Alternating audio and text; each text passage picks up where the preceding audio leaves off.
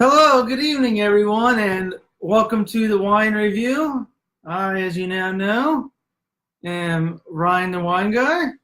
I'm Sean. And tonight we're going to be reviewing another 19 Crimes. It's been a while that I've done the 19 Crimes. I still have this one and another one to add to my collection of the crimes that I have had in the past. This one is going to be the Punishment. 19 Crimes. The Punishment. This is the Pinot Noir. Basically 100% Pinot Noir as far as I can tell. 13.5% alcohol by volume. Imported by, that's right, TWE Imports. They do all of them.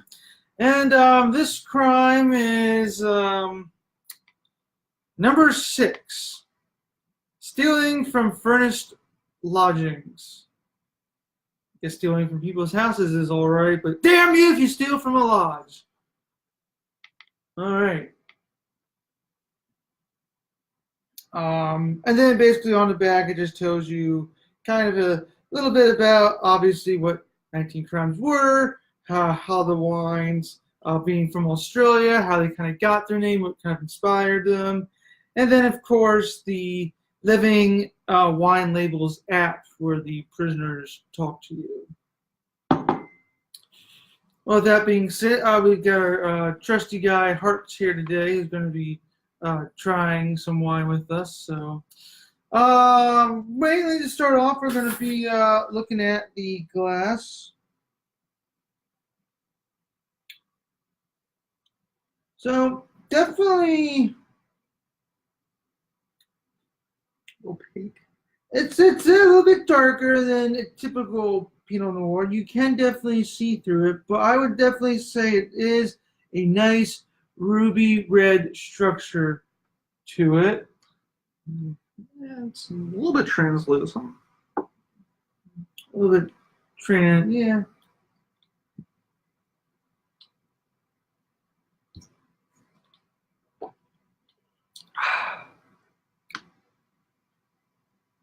So on the nose, there's definitely a vanilla spice. Look up, we smelled first and just tasted it.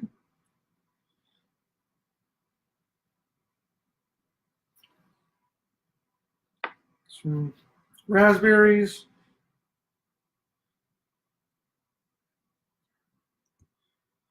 Even some dark fruit, like some blackberries. I'm also kind of getting some other sort of spice in there, kind of a little minty, little mint spice.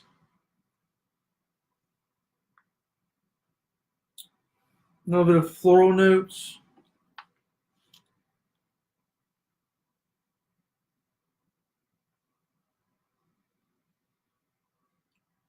A little bit of woodsy note, not much. More of that, like I said, that sweet oak, so that sweet wood, that sweet vanilla.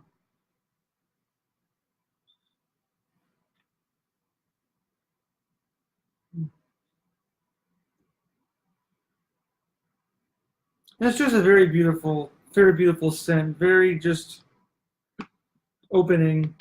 Now, as you may have remembered some of my past 19 Crimes reviews, they can be really hit or miss with me. Their Banished Red, I really did not like. Their Main Red Blend, all right. I do like their Cab. I think their Shiraz is, again, kind of a hit or miss for me. I do like their Warden. And I do like the Chardonnay that I had. So I still have the one that was aged in rum barrels to review. And then, of course, finishing this one. Then whenever they might come out with a new one, I'll do those as well. So we'll see. We'll see if they ever come out with a Sauvignon Blanc or Merlot, kind of, pushing the range there on those type of wines growing there, but we'll see. Anyway, I'm gonna go take my sip. Beat you to it.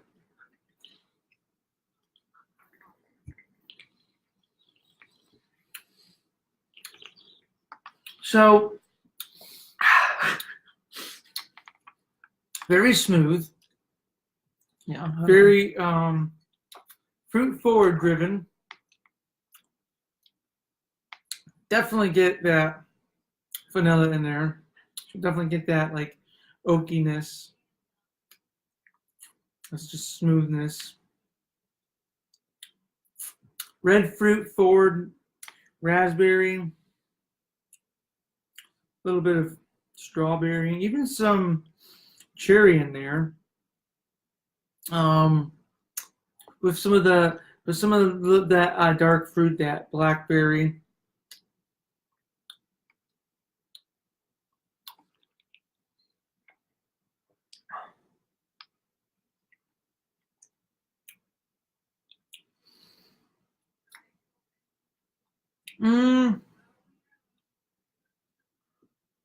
I would say it's, to me, I would say it's a little bit, it's not quite jammy, but it's almost there. I know some of their other wines really do have that jam influence, where they're just so smooth and so kind of sweeter tasting.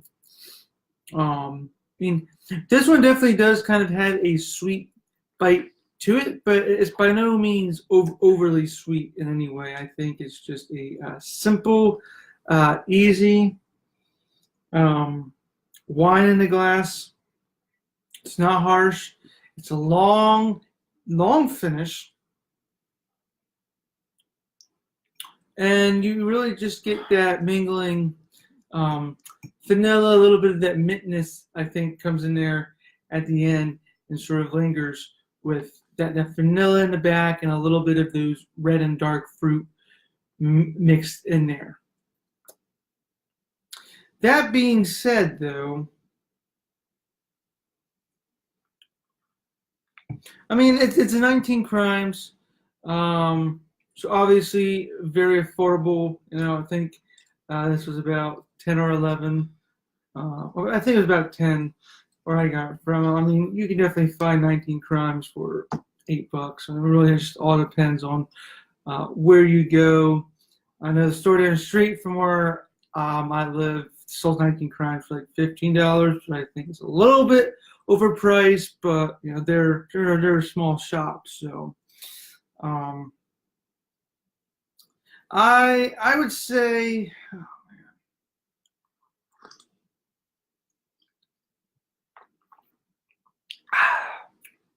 if you're in the market for sweet wines, or maybe not in the market for sweet wines, but if you're not, let's say this, if you're not in the market for dry wines, this would be more up your alley. As I would say, mostly probably with any Pinot Noir for that matter. Well, probably from California, maybe not necessarily from Oregon, but no, I mean, this just has that smooth, simple, that vanilla, those berry taste in it, and I think kind of the thing is that it's a 19 Crimes, so you're not paying a lot, and it's not necessarily something that's impressive, in my opinion, if you're trying to show off to people. But if you're just going to a party where people don't really care what you bring, or just to have around at your house, I mean, this is a good wine. I think 19 Crimes has a good following of people for what they do for their affordable and easy to drink wines. So with that being said, I am going to give this a 4 out of 5. Probably near my highest rating for a 19 Crimes wine, but I do like it. I do like it. And that's really all I gotta say. Before I keep becoming redundant. So, see what my friend Sean here sees. He has any input into it. I would agree. I'm probably going to give it the same rating. I like it. I like it. It's good, smooth. It's, you know, it has a nice body to it. It's not too sweet, but it's not too fruity, but it's that's the right words for it. But Right. but yeah, no, it's not too fruity, but at the same time, it's pretty fruity enough. It's just good solid wine, and I drink it. And then you got our boy Hearts here. So what does he think about it?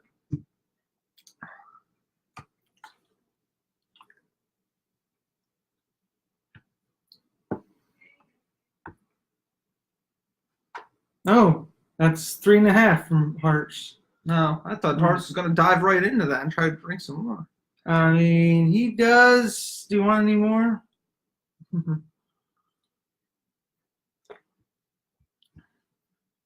You gonna change your rating? Okay, he's gonna give it 4 to 5 now as well. I think he just needed to have some more. But so pretty much a straight solid 4 all across. So yeah. Well, as always, thank you for joining in on these wine reviews, and especially this 19 Crimes. I have one more to review for you all, which I don't know when I'll be doing that because I do have a lot of other wines I need to get through as well. And then coming up probably around March or April, you're going to start seeing me do a lot more Bordeaux for this year. I'm going to really get into Bordeaux and Italian wines. I know I said that I think last year, maybe even the year before that, but I've already committed myself. You know, this is the year for me to really venture out and sort of get more Bordeaux, Italians, Carmenere from Chile. I even start doing some Pinotage from South Africa. Kind of get out of the domestic wine phase. I'll still do some Cabs and Merlots from California and some Chardonnays, but I really want to try to get more palatized, get more knowledgeable about these other areas that I'm not necessarily too knowledgeable about right now. I'm working, and hopefully throughout these videos we can experience them together. Anyway, thank you so much for joining me again. As always, if you've tried this wine, let me know what you think. And if there's any suggestions, recommendations that you would try to want me to find. Again, I work at a liquor store. See if I can find it, see if we have it. And if we do have it, if it's reasonable within what I can get it for there, I will do a review for you all. So, I'm Ryan, the Wine Guy. And I'm Sean. And this is Hertz. And, oh yeah, Jerry. Important Jerry didn't get rid of the review. And we'll see you, or at least I'll see you in the next video. Cheers.